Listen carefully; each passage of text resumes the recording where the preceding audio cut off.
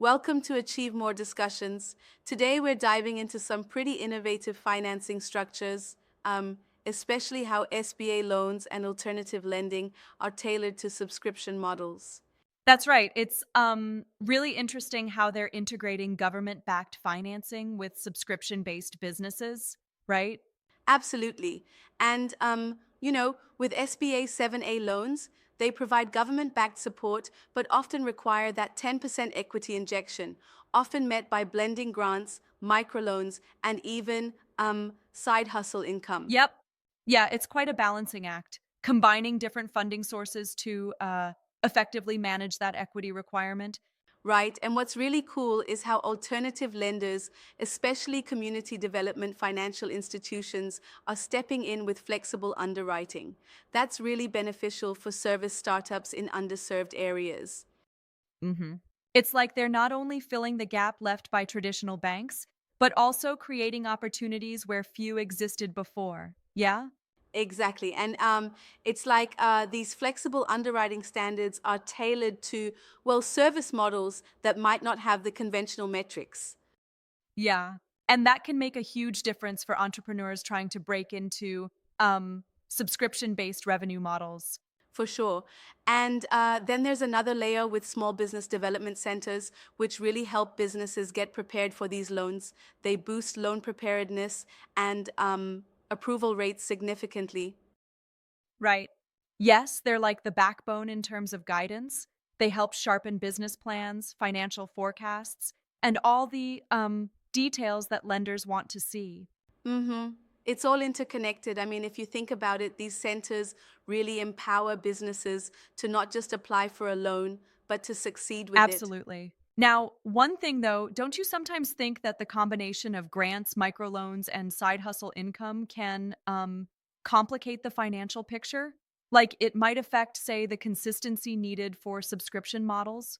That's a fair point. I mean, it may be um, complicate the bookkeeping a bit like trying to juggle water. However, the design really leans towards flexibility. These funding mixtures are often structured so that they enhance rather than hinder the business model. hmm True, there's a balance.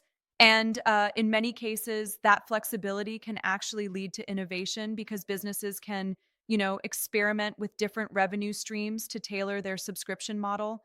Exactly. And speaking of tailoring, think about traditional banks versus these alternative lenders.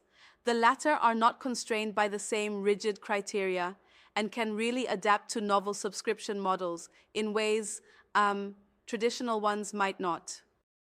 Right on. It gives room for a lot of creativity. And how do you see this playing into the broader financial ecosystem?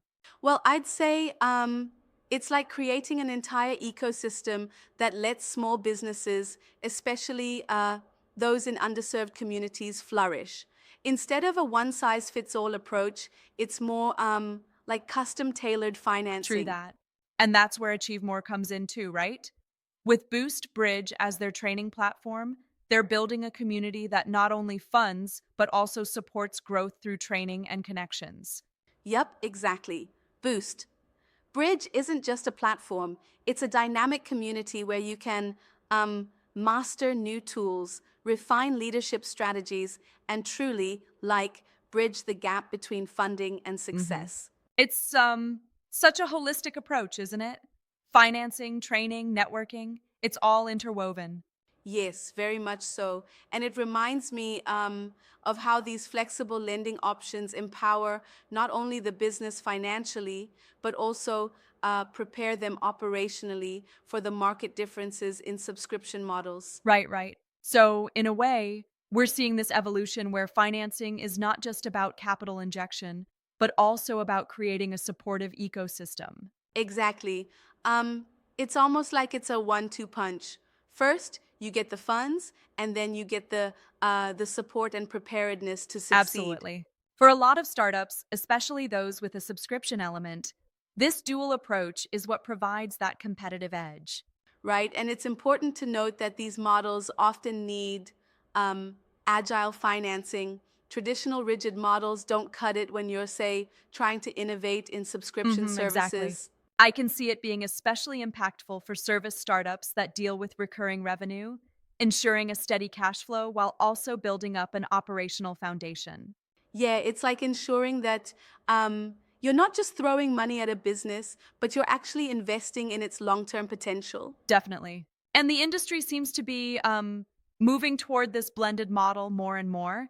But, person one, do you think there's any risk involved with relying on so many different funding sources? That's a good question. There can be challenges like potential complexity in reconciling different terms and expectations from grants or microloans versus government backed loans. However, the lack of rigid demands means that with the right guidance, these challenges can be well managed. Mm-hmm. I get that. Kind of like mixing ingredients for a recipe. Too many variables might spoil the consistency, but with the right chef, you can end up with a fantastic dish. Exactly. It's like balancing flavors. And the support from small business development centers plays a crucial role here. They effectively act as that experienced chef who ensures all the ingredients blend seamlessly. Yeah. It's really heartening to see such synergy between finance and practical business training. Absolutely. And as we look ahead, this approach not only encourages startups to innovate, but also helps create stronger local economic ecosystems. Yep. So, as for businesses, it's like getting an all in one package: capital, flexibility, and guidance, all under one roof. Right? And that's the essence of tailoring these financing options to subscription models. It's about ensuring that the business model is not just viable, but Hmm. scalable. And that really ties back to the mission of Achieve More, fueling growth through professional development and financial empowerment.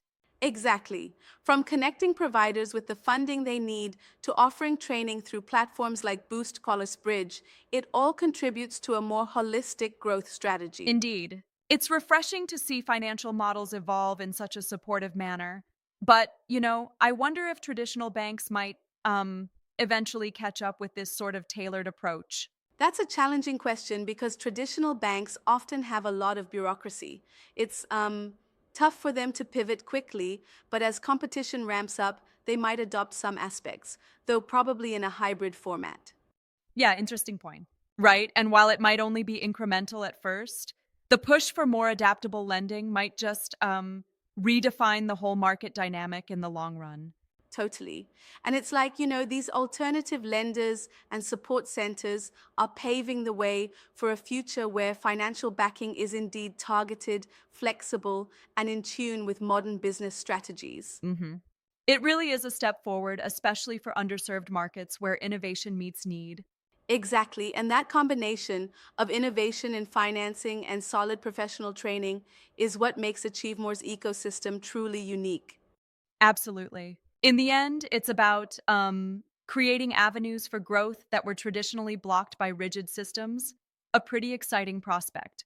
Yep. And as more businesses tap into these opportunities, we're likely to see a lot more success stories unfolding.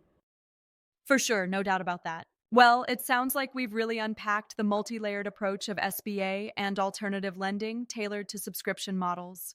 Absolutely. It's a vibrant mix of flexible funding, strategic guidance, and community support, fostering true business growth. Hmm. Thanks for the deep dive. It'll be exciting to see how this evolves in the coming years. For sure.